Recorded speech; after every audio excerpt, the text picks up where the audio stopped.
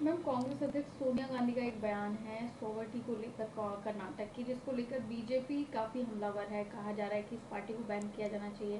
चुनाव आयोग ने भी नोटिस जारी किया है। देखिए, भारतीय जनता पार्टी तो जो तिनके का सहारा लेने की बात होती है वही काम हो रहा है।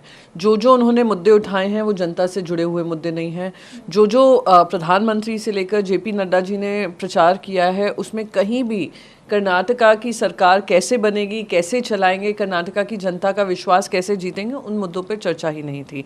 इलेक्शन कमीशन ने नोटिस उस बात का दिया है जो स्पीच का एक हिस्सा भी नहीं थे। तो ये कहीं ना कहीं दिखा रहा है कि भारतीय जनता पार्टी पे जो प्रेशर आ रहा है, वो देख रही है उनकी सरकार जा रही है और जनता का रुख है वो कांग्रेस की तरफ बढ़ता जा रहा है, तो इन चीज़ों को मुद्दा बना रही है। जी, अभी नोटिस दिया गया है कांग्रेस को लेकर, कोई पोस्टर जारी किए गए थे, उस पर क्या कहेंगे? ये बस यही कि इलेक्शन कमीशन को अनबायस्ड मैनर में जहाँ भी गलत हो रहा है प्रॉम्प्टली एक्शन लेने की जिम्मेदारी इलेक्शन कमीशन की होती है। जिस प्रकार से नोटिसेस अखबारों को जा रहे थे, नोटिसेस एडिटर को जा रहे थे और एक तरफा काम हो रहा था, अगर यहाँ पे बैलेंस करने का काम हो रहा है इलेक्शन कमीशन का, आई वेलकम इट। क्योंकि कुछ भी गलत हो रहा हो और इलेक्शन के खिलाफ हो रहा हो या रूल्स के अनुसार ना हो रहा हो तो उस पर कार्रवाई होनी चाहिए। जी, केरला स्टोरी को लेकर भी मैम काफी बवाल मचा हुआ है। वेस्ट बंगाल में बैन हो गई है, यूपी में टैक्स फ्री है, कई स्टेट में टैक्स फ्री है। ये पिक्चरों को राजनीति से जोड़कर राजनीतिक फ़ायदा उठाने का काम करना बहुत ही दुर्भाग्यपूर्ण है। आजकल माहौल ऐसा है कि पिक्चरें भी इस हिसाब से बन रही हैं कि देश में और उन्माद बढ़ाएं, देश में ऐसी पिक्चर सामने लेकर आएँ जिसमें आपस में ही मतभेद होने लग जाए। तो ये मैं मानती हूँ एक गलत ट्रैजेक्टरी है। पर किसी भी चीज़ पे बैन लगाना, जैसे बीबीसी डॉक्यूमेंट्री पर जब बैन लगा था, वी वर अगेंस्ट इट कि कोई बैन नहीं होना चाहिए। ऐसे ही सुप्रीम कोर्ट ने बैन के लिए परमिशन नहीं दी, सेंसर बोर्ड ने उसको पास किया है, केरला हाई कोर्ट ने बैन को रिजेक्ट किया है। तो किसी तरीके का बैन और उस पिक्चर में इंटरेस्ट दिखाता है, और वो पिक्चर पूरी फिक्शनलाइज्ड है। हम देख रहे हैं किस तरीके की बनी हुई है, किस मुद्दे से बनी हुई है, जिस तरीके से प्रधानमंत्री, इंफॉर्मेशन ब्रॉडकास्टिंग मिनिस्टर सब उसका प्रचार करने में व्यस्त हैं। आप देख रहे हैं कि टैक्स फ्री स्टेट्स जो बीजेपी गवर्न स्टेट्स हैं उसको टैक्स फ्री कर रहे हैं। हम देख रहे हैं फ्री थिएटर स्क्रीनिंग हो रही है पिक्चर की।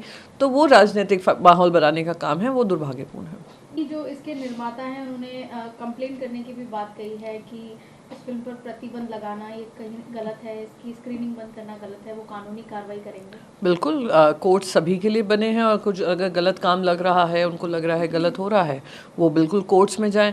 पर कहीं ना कहीं उनको भी आत्मचिंतन करना होगा कि आपने शुरुआत की थी कि 32,000 केरला की महिलाएं आईसिस ज्वाइन कर चुकी हैं, उनका फोर्स कन्वर्जन हो चुका है और उनको वहाँ पे आईसिस ने उनको अपने बंदी बनाया हुआ है। और वो हकीकत थी कि 3 महिलाओं की कहानी थी। तो कोई भी आप आईबी रिपोर्ट्स देख लीजिए, आप कोई भी एजेंसी रिपोर्ट्स देख लीजिए, इंटेलिजेंस रिपोर्ट्स देख लीजिए, होम मिनिस्ट्री रिपोर्ट्स देख लीजिए, कहीं भी जो वो स्टोरी दिखा रहे हैं और जो हकीकत है उसमें ज़मीन आसमान का अंतर है।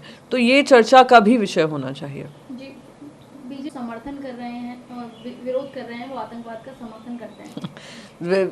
आजकल माहौल ये है कि अगर हमारी जो महिला रेसलर्स हैं जिन्होंने गोल्ड जीता है, सिल्वर जीता है, देश का नाम रोशन किया है, वो आकर कोई बीजेपी एमपी के ऊपर बताती हैं कि उन्होंने इस तरीके के काम किए हैं, गलत काम हुए हैं, उनका उत्पीड़न किया है, तो उनको कह देते हैं कि देश का सम्मान ख़त्म कर रही हैं, देश विरोधी काम कर रही हैं।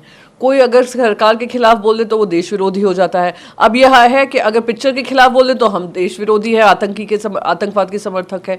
तो इस तरीके से उल्टा सीधा बयानबाजी करना, अपनी राजनीति चमकाना और देश में उन्माद फैलाना, ये भारतीय जनता पार्टी का tried and tested election tool kit है कि कैसे पहले लोगों में बंटवारा करें, जाति के आधार पे उनके मैं कहूँगी इकोनॉमिक उसको लेकर, उनकी रिलीजन को लेकर। ये उनका पेटेंटेड इलेक्शन कैंपेन मशीनरी है।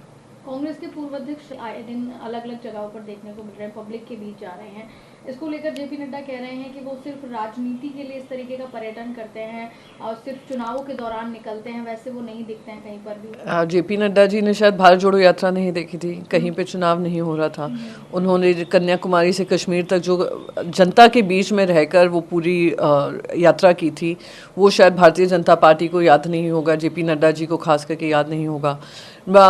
आप जो भी उनके कार्यक्रम देख लेंगे, राहुल गांधी जी को हों या बाकी विपक्ष के कोई भी नेता के हों जो जनता के बीच में रहकर काम कर रहे हैं, वो जेपी नड्डा जी हों, भारतीय जनता पार्टी हो, उनको तकलीफ होगी, क्योंकि इन्होंने सिर्फ एक जन की सेवा की है, वो है अदानी समूह की।